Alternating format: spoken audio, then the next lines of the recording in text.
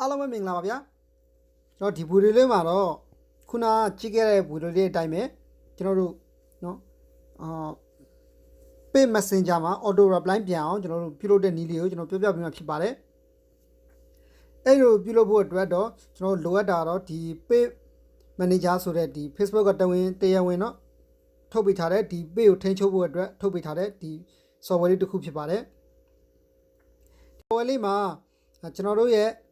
ဒီပြုလုပ်ချင်တဲ့ page နဲ့ချိတ်ဆက်ထားမှာဖြစ်ပါတယ်နော် okay အဲ့ဒါဒီ software လေးကိုဝင်လိုက်ပါဒီ software လေးကိုဝင်လိုက်ပြီဆိုတော့ねကျွန်တော်တို့ဒီမှာတက်တာပုံလေးရှိပါတယ်နော်ဒီစစ်တက်တာပုံလေးကိုနှိပ်လိုက်ပါဒီရောက်ပြီဆိုရင်ကျွန်တော်တို့ဒီမှာ setting ဆိုတာရှိပါတယ်နော်ဒီ setting ကိုတစ်ချက်နှိပ်လိုက်ပါကျွန်တော်တို့က Messenger ကို auto reply လုပ်မှာဖြစ်တဲ့အတွက်ဒီမှာ message alien နဲ့ automatic responder ဆိုတာကိုနှိပ်လိုက်ပါ okay ကျွန်တော်တို့မှာအဓိကကတော့ကျွန်တော်တို့ဒီ instant reply ပါနော်ဒီ instant reply ကခုနကျွန်တော်တို့စတင်ပြီးတော့ hi ချင်းမှာပြန်ပြီးပို့မဲ့ message ဖြစ်ပါတယ်ဒီ message လေးကနော်စပြီး highlight တဲ့ချိန်မှာပို့မဲ့ message ဖြစ်ပါတယ်okay ဒီလေးကို Messenger လေးကို on ပေးလိုက်ပါ on ပေးရတဲ့ကျွန်တော်တို့ဒီမှာ hi thanks ဆိုတဲ့ဟာလေးကိုကျွန်တော်တို့ဒီမှာခဲတံလေးကိုနှိပ်လိုက်မယ်ဆိုရင်ဒီထဲရောက်သွားပါပြီဒါကိုကျွန်တော်တို့ကဖြတ်လိုက်ပါဖြတ်ပြီးတော့ကိုယ်နဲ့သက်ဆိုင်ရာကိုပင်းနဲ့သက်ဆိုင်ရာကိုရေးပါ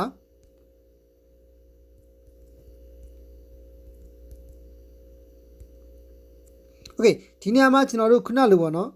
ကိုယ့်ရဲ့နာမည်အပြည့်စုံလေးနဲ့reply ပြန်ဖို့ဆိုရင်ကိုဆက်သွယ်လာတဲ့လူရဲ့နာမည်အပြည့်စုံနဲ့ reply ပြန်ဖို့ဆိုရင်ကျွန်တော်အောက်မှာ add personalization ဆိုတဲ့ဒီလူပုံစံလေးကိုနှိပ်လိုက်ပါအဲ့မှာကျွန်တော်တို့ full name ဆိုတဲ့အလဲအဟာလေးကိုနှိပ်လိုက်ပါနော်အဲ့တော့နှိပ်လိုက်ရင်ကျွန်တော်တို့ full name ဆိုတာကျွန်တော်တို့ဆက်သွယ်လာတဲ့လူရဲ့နာမည်အပြည့်စုံနဲ့စာပြန်ပြီးမှဖြစ်ပါတယ်โอเคအဲ့ဒါကို add နှိပ်လိုက်ပါ add နှိပ်ပြီးတော့ကျွန်တော်တို့ဒီမှာအောက်မှာကိုရေးချင်တာရေးပေါ့နော်ကျွန်တော်ဒီလောက်ပဲရေးလိုက်တော့မယ်โอเคပြီးကြရင်ကျွန်တော် save နှိပ်လိုက်ပါမယ် save နှိပ်ပြီးဒီမှာလည်းတစ်ချက် save နှိပ်ပေးပါဒါဆိုရင်ကျွန်တော်တို့ကဒါ auto ပထမဆုံး high နာနဲ့ကျွန်တော်တို့ auto reply ပြန်ပေးမှာဖြစ်ပါတယ်โอเคဒုတိယတော့ကျွန်တော်တို့ခုနလိုပေါ့နော်မေးခွန်းဆိုတော့ခုနက331လို့ပို့လိုက်တာနဲ့သူက yes ပို့တယ် yes ပြန်ပို့တယ်332ပို့လိုက်တာနဲ့ကျွန်တော် sticker လေးပြန်ပို့တယ်โอเคအဲ့ဒီလိုလေးလုပ်ဖို့ဆိုရင်ကျွန်တော်တို့ဒီမှာ frequent ask question ကိုကျွန်တော်တို့သွားမှာဖြစ်ပါတယ်ဒီ frequent ask question ကိုကျွန်တော်တစ်ချက်နှိပ်လိုက်ပါ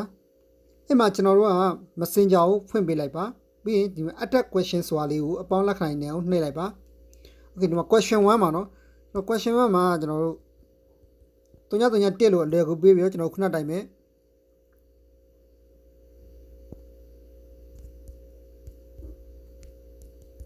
okay အဲ့လေးပြီးရင်ကျွန်တော်တို့ဟိုစစ်လိုက်ပါနော် okay နောက်ထပ်ပြီးတော့တစ်ခါထပ်ထည့်လို့ရပါသေးတယ်နော်အတက်နေပြီးတော့ကျွန်တော်ဒီမှာ333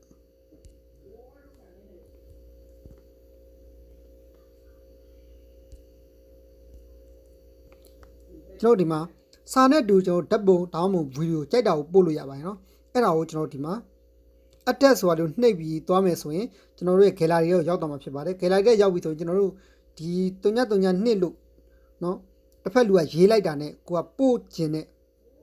သူ့စီရောက်သွားစေခြင်းနဲ့ဓာတ်ပုံဒါမှမဟုတ်ဗီဒီယိုကိုကျွန်တော်တို့ဒီထဲမှာထည့်ထားလို့ရပါတယ်ဥပမာပြမယ်ဆိုရင်ဒီအတက်လေးကိုနှိပ်လိုက်ပါ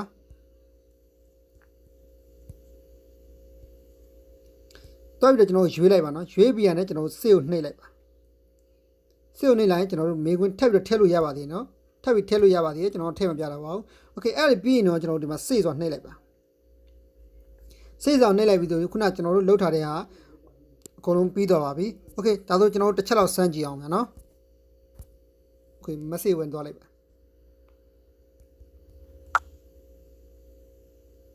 hi ဆိုတော့ကျွန်တော်တို့ဒီမှာ